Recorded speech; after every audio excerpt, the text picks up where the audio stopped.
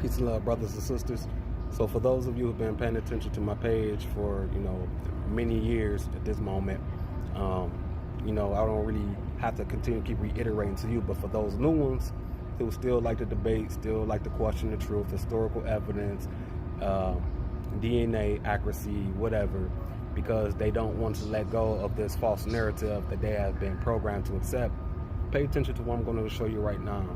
For those of you who need to know who the true English people are, do your genealogy. And if you find yourself in the same place that you see me at, you know that you were at the right place. Peace. Love, brothers and sisters. So I'm constantly keep dealing with people who really don't want to accept the truth and facts regarding who were the original people who are known as the English, aka Anglo-Saxons and Britons. And we know that the ancient Britons are the ancient Celtic people. And so we know this is historically ties into who we are today. So like I had to type in, ask ancestral intelligence in regards to the English people. And it says, yes, there are multiple historical and scholarly references that describe the early English, Anglo-Saxons, and Britons as swarthy or darker in complexion than how they are often portrayed today. Here's some solid proof from historical sources and modern scholarship. 1. Medieval descriptions of the English. William of Malmesbury, 12th century, described English people as swarthy compared to the Normans, who were said to be fairer. He wrote that the Normans were elegant in their manners but had faces somewhat swarthy, while the English were more ruddy. This suggests that even among Europeans, complexion differences were noticed.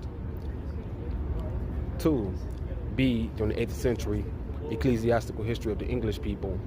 Bede describes the Britons, the people in England before and alongside the Anglo-Saxons, as being darker hue compared to other neighboring peoples. He uses nigri, which means blackish or swarthy, in contrast with other European groups. 3. We have Anglo-Saxon art and archaeology.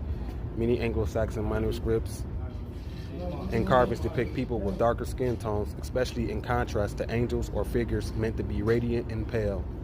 The Cotton Tiberius manuscript, 11th century, shows English figures shaded in dark brown pigment. 4. Genetic and anthropological studies.